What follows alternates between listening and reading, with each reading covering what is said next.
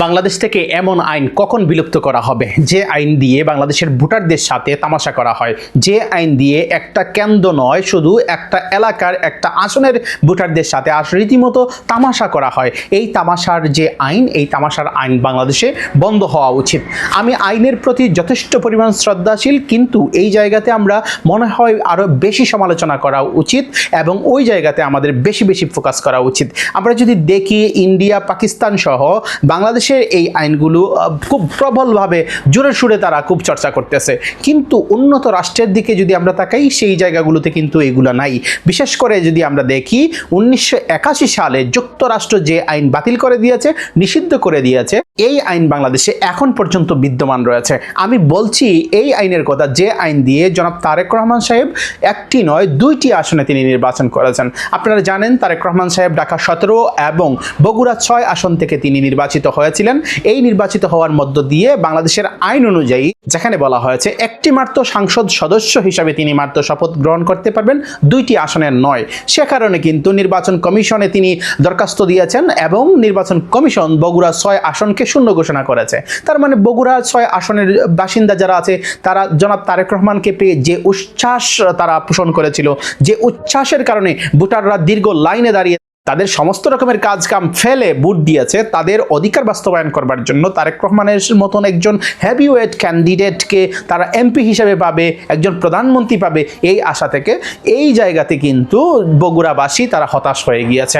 এই জায়গার এখন জনপ্রতিনিধি নাই, এটা কবে হবে উপনির্বাচন সেটাও ডিক্লেয়ার করা হচ্ছে না, হবে কতদিন পরে সেটাও আসলে দোলাচলের মধ্যে থাকবে। এই কারণে কিন্তু বাংলাদেশে এরকম আইন যেগুলো আছে এগুলো আমার মনে হয় খুব দ্রুতই এগুলো বিলুপ্ত করে দেওয়া উচিত। আমাদের আরও ওই জায়গাতে ফোকাস করা উচিত, যেভাবে নির্বাচন করলে একজন এমপি ওই আসন থেকে কিভাবে তিনি ভোটের মাধ্যমে সংসদ সদস্য হইতে পারবেন সেটার জন্য আরও বেশি কাজ করা উচিত।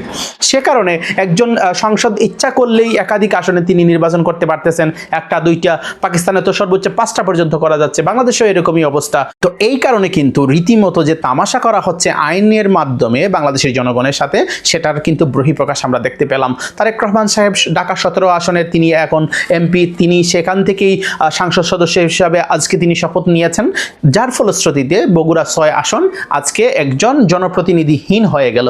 যদিও তারেক রহমান একজন প্রধানমন্ত্রী হিসাবে সারা বাংলাদেশকেই তিনি কভার করবেন, কিন্তু বাংলাদেশে একজন সাংসদের একটি মাত্র আসনে নির্বাচন করা উচিত এবং ওই আসন নিয়ে সর্বোচ্চ ফোকাস করা উচিত, এবং তিনি যে আসনে জিতবেন ওই আসনেই তিনি প্রতিদ্বন্দ্বিতা করবেন এবং জিততে পারলে তিনি প্রতিদ্বন্দ্বী হবেন, প্রধানমন্ত্রী হবেন, এটাই স্বাভাবিক। না জিততে পারলে নাই। কিন্তু আমরা যদি বাংলাদেশটাকে ওই যে আপনার আনুপাতিক হারে নির্বাচন পদ্ধতি নিয়ে আসি, তাহলে কিন্তু এই সমস্যাটা আর মূলে থাকেই না। আমরা দেখেছি জামাত ইসলামের আমির, তিনিও একটি আসনে নির্বাচন করেছেন, দুইটি আসন কিন্তু তিনি নেন নাই। যদি জামাতের আমির ডাক্তার শফিকুর রহমান এই ঢাকা 15 আসনে তিনি পরাজিত হইতেন, তাহলে তিনি কিন্তু সংসদ সদস্য হইতে পারতেন না। তাহলে এই রিস্কটা কিন্তু নেওয়ার মতন ক্যাপাবিলিটি, অ্যাবিলিটি এবং মানসিকতা থাকতে হবে বাংলাদেশে।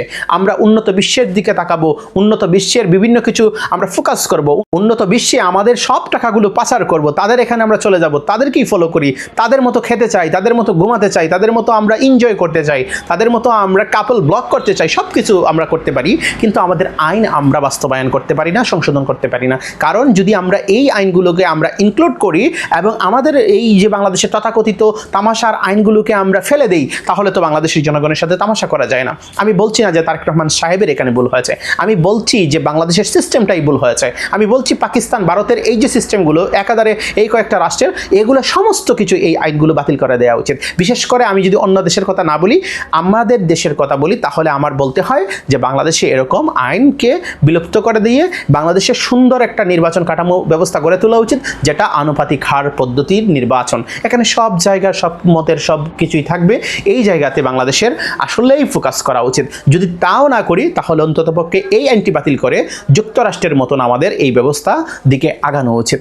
যদি আমরা ভোটারদেরকে আসলেই হতাশ করতে না চাই, ভোটাররা এই যে আবার উপনির্বাচন হবে, আপনারা দেখেন কারা ভোট দিতে যাবে, তাদের আগ্রহ হারিয়ে যাবে, তারা কোন জায়গায় প্রতিদ্বন্দ্বিতা করবে, একসাথে যে নিরপেক্ষ প্রতিদ্বন্দ্বিতা হবার কথা সেটা আসলে কিভাবে হবে। আসলে ওই জায়গাতে আমরা আসলেই মর্মাহত। প্রিয় দর্শক, আপনাদের কি মতামত এই আইন নিয়ে আপনারা জানাতে পারেন কমেন্টে।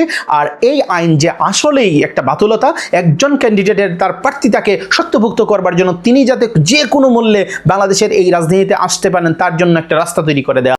এখন যদি প্রশ্ন আসে, সব সাংসদই যদি একটা দুইটা তিনটা করে নিয়ে নেন, তাহলে তো বাংলাদেশে একটা মহাযজ্ঞ লেগে যাবে, মহা এক রীতিমতো সেটা উপনির্বাচনে দাবিত করা এবং এই যে ভোটার কেন্দ্রগুলোকে আসলে এই যে তামাশার বস্তুতে পরিণত করা থেকে আমরা রেহাই চাই, আমরা মুক্তি চাই। এই আশা এবং প্রত্যাশাই আমি করি, কারণ আমাদের বাংলাদেশটা নিয়ে আমরাই কথা বলতে হবে এবং এই কথাগুলো আমরা কেউই আসলে বোল্ডলি বলতেছি না, যেটা আমি বললাম।